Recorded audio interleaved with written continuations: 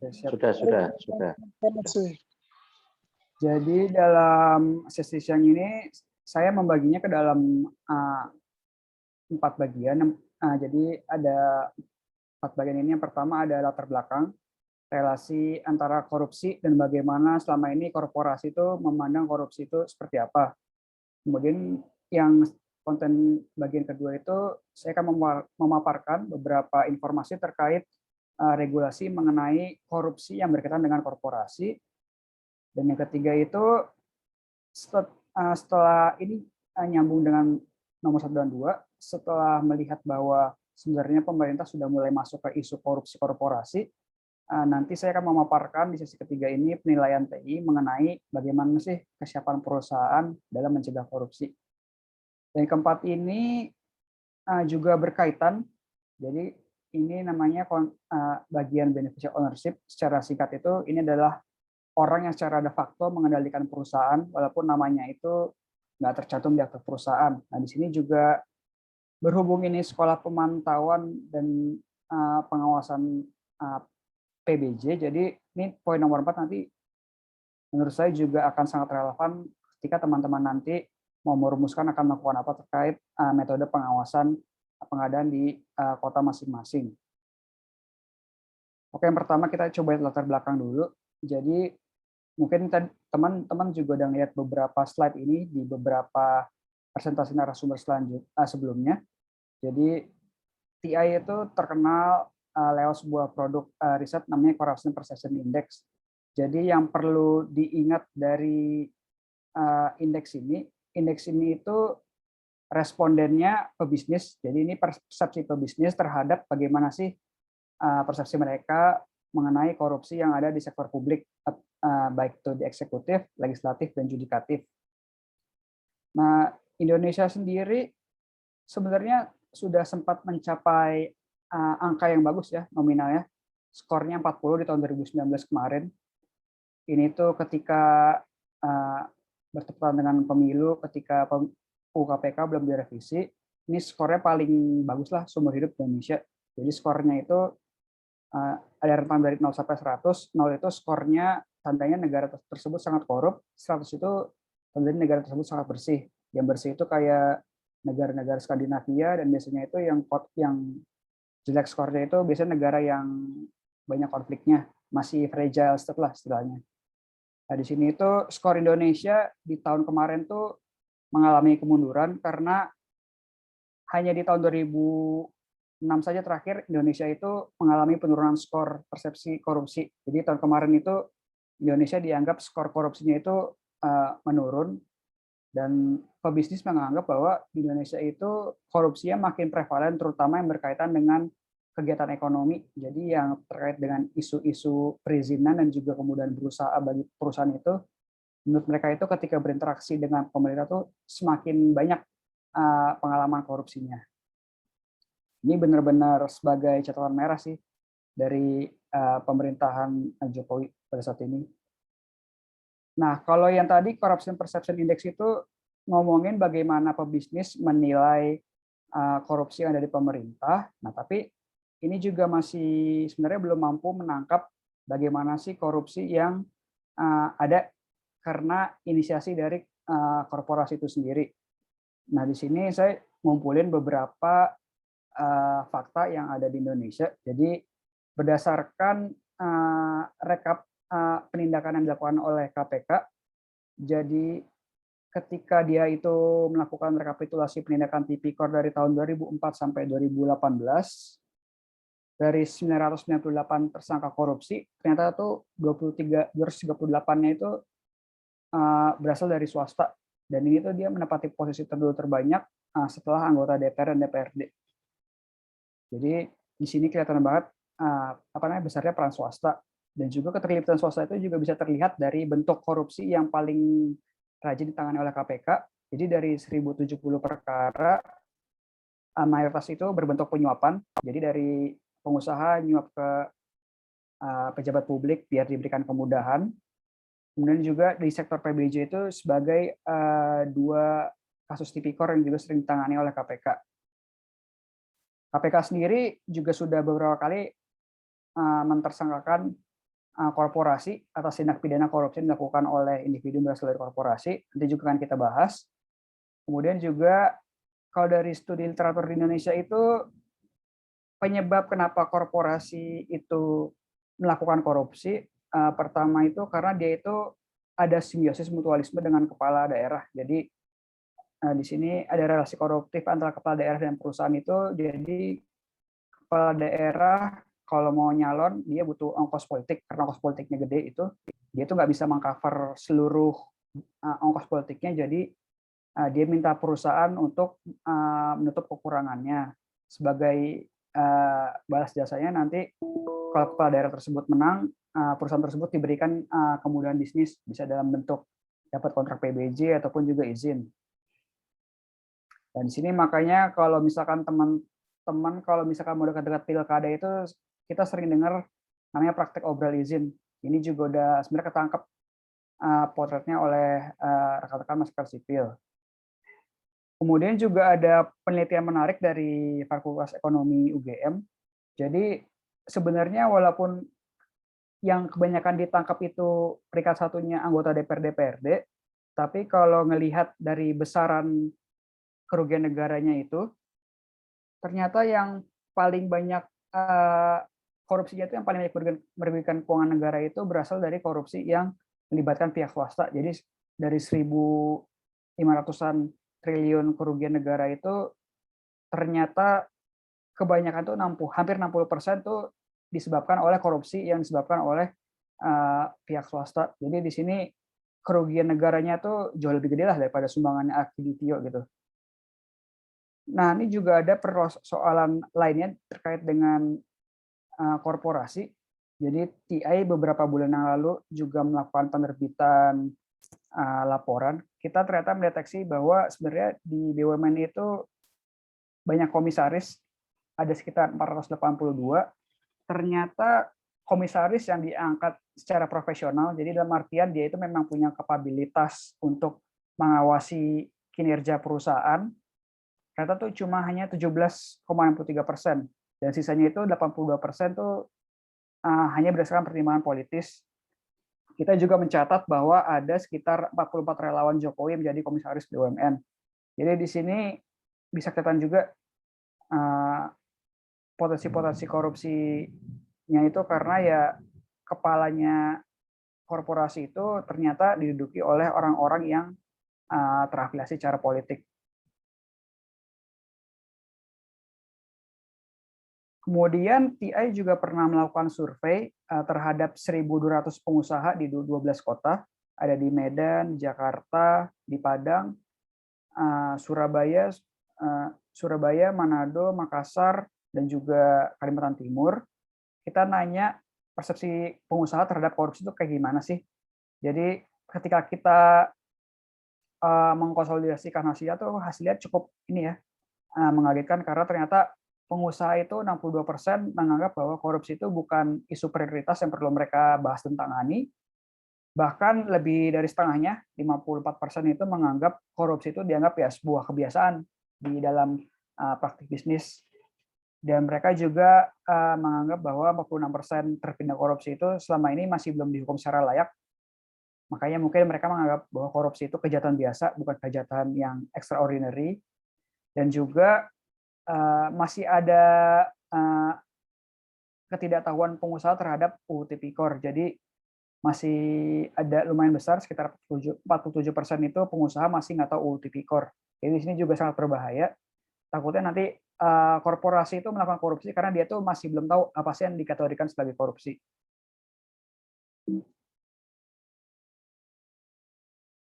Kemudian juga ada penelitian terbaru dari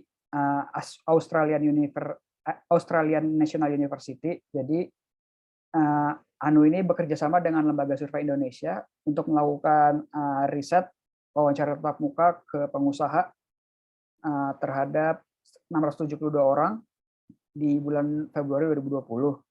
Nah, dia itu coba memotret korupsi per sektoral yang kontribusinya cukup signifikan terhadap perekonomian Indonesia. Dan ternyata dari 672 pebisnis itu sekitar 33%-nya tuh mengaku pernah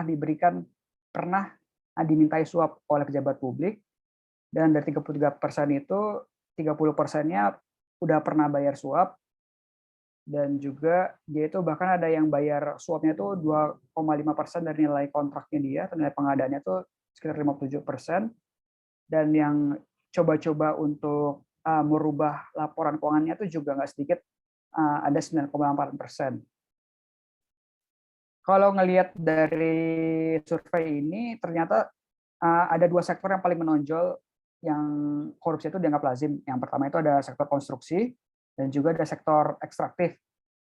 Nah, jadi ini mungkin teman-teman di sini nanti yang akan melakukan pemantauan PBJ juga kebanyakan akan masuk di dua sektor ini, konstruksi atau enggak ekstraktif.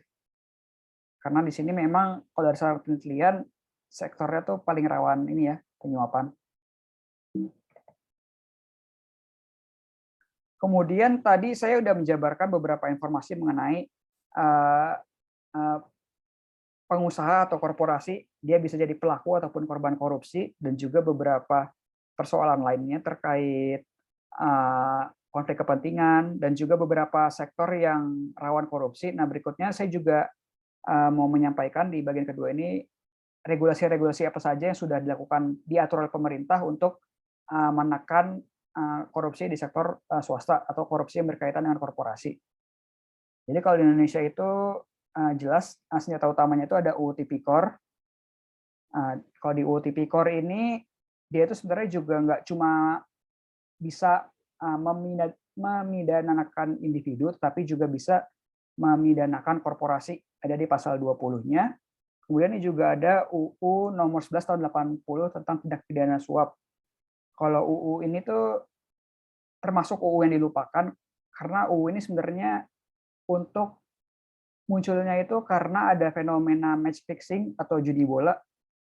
Tapi itu tahun 80-an, tapi karena UU ini tuh dia bisa nindak pidana yang dilakukan oleh swasta ke swasta. Sayangnya yang bisa pakai UU ini tuh cuma kepolisian dan kejaksaan, sedangkan KPK nggak bisa karena dia itu cuma bisa menangani korupsi yang diatur oleh UU Tipikor nomor 20 tahun 2001 Junto 31999. Nah, karena tadi kan pemerintah sudah sadar ya kalau ternyata korupsi di peringkat keduanya itu kebanyakan berasal dari individu-individu yang berasal dari korporasi. Nah, pemerintah itu juga udah sadar dan juga melihat tren global kalau sebenarnya nggak cuma individu aja yang bisa dipidana, tetapi juga korporasi. Karena harapannya kalau korporasi dipidana itu tingkat pengembalian kerugian negara itu bisa jauh lebih besar, dan juga itu juga akan memotivasi perusahaan agar menciptakan sistem anti korupsi yang lebih baik. Jadinya nanti ketika perusahaan tersebut ada korupsi itu bisa dicegah, dan juga reputasinya tuh nggak buruk-buruk amat lah. Nah, di Indonesia itu ada dua peraturan yang mengatur tentang pertanggungjawaban pidana korporasi. Yang pertama itu ada yang di bawah Kejaksaan Agung, ada Perja nomor 8 tahun 2014 tentang penanganan perkara pidana korporasi. Ini juga sama, tapi yang peraturan kedua itu diterbitkan oleh Mahkamah Agung untuk tata cara penanganan tindak pidana oleh korporasi. Jadi intinya lewat dua korporasi ini tuh diberikan penegak hukum diberikan panduan kapan suatu kesalahan itu dianggap dilakukan oleh individu yang bekerja di suatu korporasi, atau kejahatan tersebut malah sebenarnya tuh atas nama korporasi. Jadi kalau berdasarkan Perma nomor 2016 ini, kejahatan yang dianggap dilakukan oleh korporasi itu pertama karena misalkan kalau kejahatannya itu terbukti memberikan manfaat bagi si korporasi. Yang kedua, kalau korporasinya juga memang membiarkan terjadi tindak pidana, dalam arti kan juga sudah menjadi kebiasaan. Dan yang ketiga itu kalau misalkan korporasinya itu tidak melakukan langkah-langkah preventif untuk mencegah tindak pidana. Kemudian terkait regulasi sektor swasta itu juga sudah banyak yang mengatur. Jadi di sini mungkin teman-teman juga pernah dengar istilah corporate governance, tata kelola perusahaan yang baik. Jadi itu semacam jargon yang digunakan untuk membumikan bahwa perusahaan itu sebenarnya harus dikelola dengan tata kelola tertentu agar perusahaan tersebut tuh bebas dari korupsi dan konflik kepentingan. Di Indonesia itu juga sudah ada beberapa peraturannya. Yang pertama itu ada OJK. Jadi OJK itu sudah nerbitin tahun 2015 tentang pedoman tata kelola perusahaan terbuka. Kemudian juga sudah ada BUMN. BUMN karena dia itu mengelola aset negara, makanya peraturan juga cukup ketat. Itu udah ada peraturan menteri BUMN tahun 2011 tentang penerapan tata kelola perusahaan yang baik. Terus juga KPK juga udah nerbitin beberapa panduan yang menjabarkan bagaimana sih langkah-langkah pencegahan korupsi yang baik yang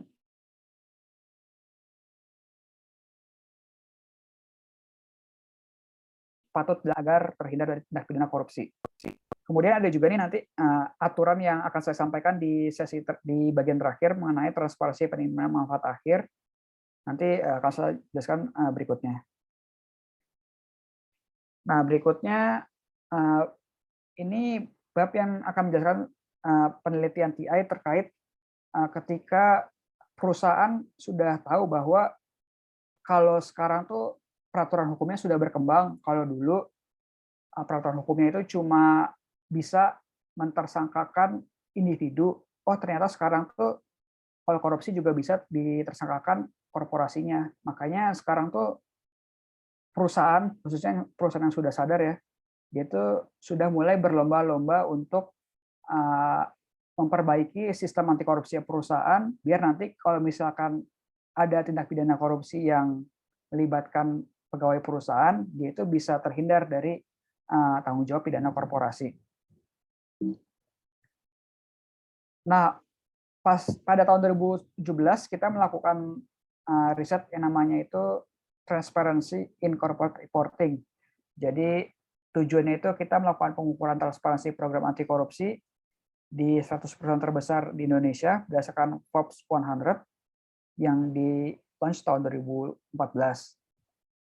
Nah, di sini kita itu melakukan beberapa dimensi penilaiannya ya. Ada yang pertama itu program anti korupsi terkait beberapa indikator esensial apa saja sih indikator yang dibutuhkan oleh perusahaan untuk mencegah korupsi secara efektif. Ini yang indikator itu ibaratnya yang batas bawah lah, yang benar-benar masih elementary. Yang kedua itu bagaimana sih transparansi struktur perusahaan yang kita nilai. Dan ketiga itu laporan per negara atau country by country report.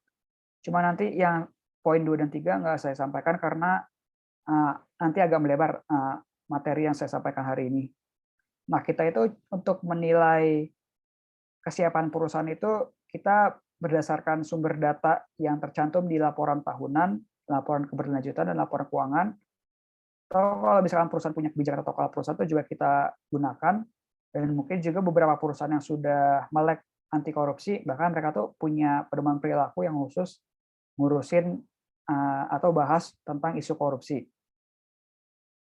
Ini berbeda ya dengan yang riset Corruption Perception Index yang sudah dilakukan TI tadi yang saya paparkan di awal. Kalau yang ini tuh berdasarkan kita tuh review dokumen. Kalau yang Corruption Perception Index itu berdasarkan persepsi pengusaha sendiri. Itu yang perbedaan mendasarnya. Nah, ketika kita cek itu ternyata memang ada benarnya juga kalau perusahaan di Indonesia itu masih sedikit ya yang sadar akan bahaya korupsi. Bahkan tadi pas saya sampaikan di awal, ternyata cuma 47% perusahaan yang tahu kalau ada UU Tipikor. Pas kita coba cek bagaimana perangkat regulasi perusahaannya untuk mengatur perilaku korupsi itu, ternyata hasilnya juga tidak memuaskan. Jadi kita melakukan, ini ada scalingnya, skornya 0 sampai 10. Kalau 0 itu berarti skornya sangat nggak transparan, dan 10 berarti itu tandanya perusahaan tersebut populasi itu sangat transparan. Nah, Indonesia itu skornya ada di 3,5 dari 10. Jadi kebanyakan perusahaan Indonesia itu ya masih memang belum mengatur program anti korupsi perusahaan. Jadi masih belum ada kode perilaku yang mengatur beberapa perilaku anti korupsi yang esensial, misalkan larangan pemberian gratifikasi, larangan suap, larangan pemberian donasi politik, dan juga uang pelicin. Dari 100 perusahaan itu, persentase pembunuhan itu cuma 38%, jadi sangat rendah. Padahal ini perusahaan gede semua, kayak Astra, Pertamina, ada beberapa perusahaan tambang juga. Dan hasil yang agak menarik ternyata pas kita nilai itu, dari 100 perusahaan yang kita nilai, ternyata yang berasal dari BUMN itu skor program anti korupsi lebih baik daripada perusahaan terbuka. Jadi BUMN itu 5,2 dari 10 rata-ratanya, sedangkan perusahaan terbuka itu rata-rata itu cuma 3,3. Ini ketika kita juga temuin hasilnya juga cukup menarik. Ternyata memang karena selama ini BUMN aturannya lebih ketat, makanya wajar aturan ketat karena ya mereka itu mengelola keuangan negara, makanya lebih banyak aturan menyandera mereka. Makanya pas kita nilai itu ternyata BUMN yang memang lebih bagus sedikit daripada perusahaan TBK. Nah, pas kita coba cek bedah indikator satu persatu, kebanyakan tuh perusahaan tuh yang mereka paling banyak punya ya, dari 57 dari 100 perusahaan, kebanyakan tuh mereka punya sistem kebijakan whistleblowing. Jadi kayak sistem yang fungsinya itu kalau misalkan ada tindakan korupsi, pihak korban itu bisa mengadu secara aman. Jadi nggak perlu takut ada retaliasi ataupun ancaman dari pihak yang dilaporkan atau terlapor bahasanya. Ini ternyata udah banyak perusahaan yang punya, tapi yang paling sedikit itu 13 dari 100 perusahaan itu yang punya pelatihan bagi pegawai dan direktur. Jadi ibaratnya pelatihan anti korupsi yang kayak seperti kita lakukan ini tuh ternyata di dunia korporasi itu masih sangat jarang. Bahkan dari 100 perusahaan terbesar di Indonesia tuh cuma 13 aja yang punya pelatihan anti korupsi. Nah, ini juga topik berikutnya juga cukup penting, beneficial ownership, dan ini juga mungkin akan bermanfaat bagi rekan-rekan ketika nanti melakukan pemantauan.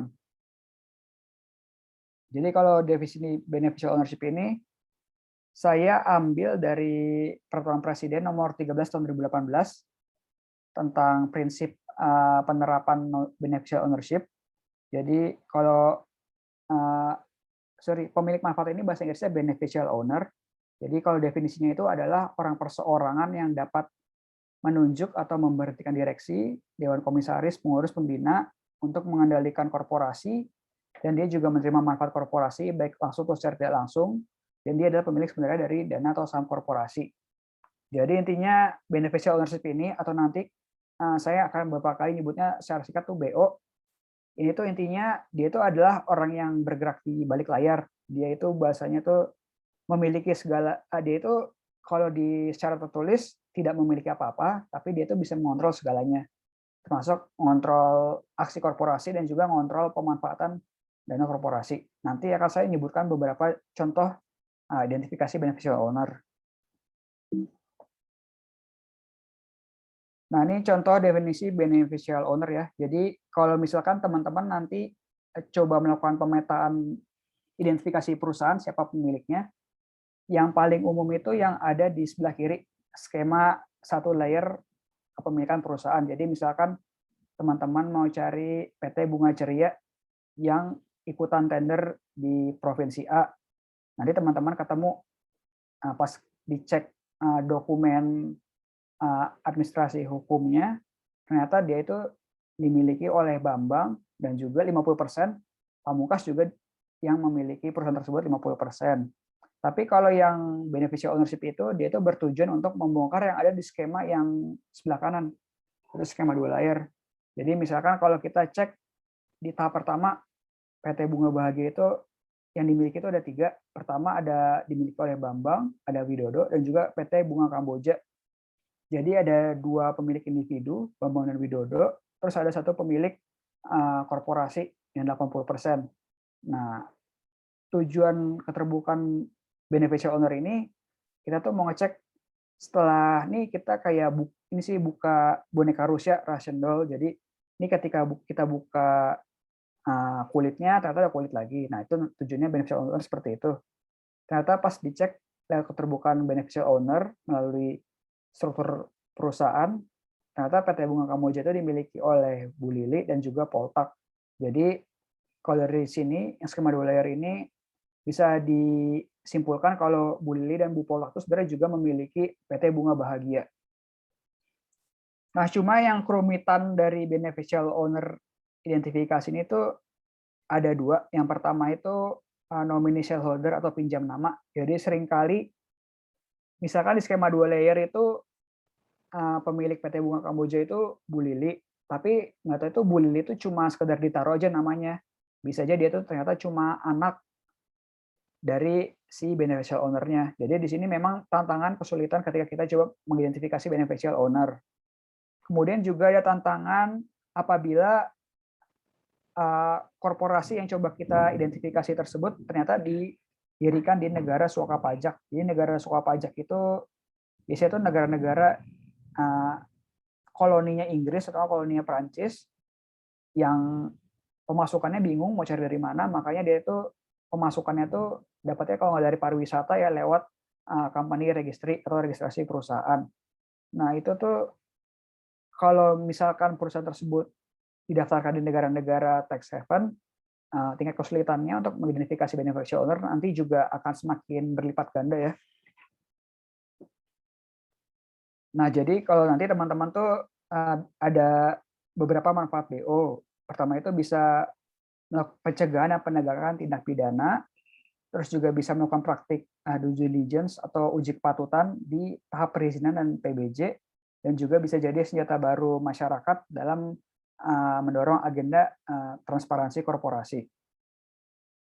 Kalau dari sisi pencegahan, misalkan kita punya data BO nih, kita bisa tahu siapa sih sebenarnya tuh orang yang ada di balik sebuah perusahaan. Nah, nanti kita bisa melakukan background check lebih baik. Terus juga kalau bagi lembaga perbankan atau juga lembaga-lembaga profesi yang dianggap beresiko melakukan pencucian uang atau memfasilitasi pencucian uang, kayak pengacara atau notaris, atau dia itu penjual perhiasan dan real estate, itu bisa menggunakan data BO untuk implementasi know your customer. Jadi itu semacam skema standar yang diterapkan oleh bank untuk ngecek ketika dia nampung dana dari seseorang, dana tersebut jelas nggak asal usulnya, apakah itu legal atau ilegal. Kalau ilegal nanti bisa dilaporkan ke penegak hukum. Kemudian ini contohnya pemanfaatan data beneficial owner ketika digunakan untuk melakukan tindak pidana korupsi dan pencucian uang. Contohnya itu ada dua, Akhil Mukhtar dan juga Muhammad Nazarudin. Kalau Akhil Mukhtar ini dia mantan ketua MK yang terbukti menerima suap dan gratifikasi dalam penanganan sengketa pilkada. Jadi dia menerima banyak uang dari calon yang ngadulah ke MK biar dimenangkan. Nah dia itu ketika menerima suapnya tuh nggak cuma nerima secara langsung, tapi dia itu juga dengan sengaja mendirikan sebuah CV yang didirikan oleh orang kepercayaannya.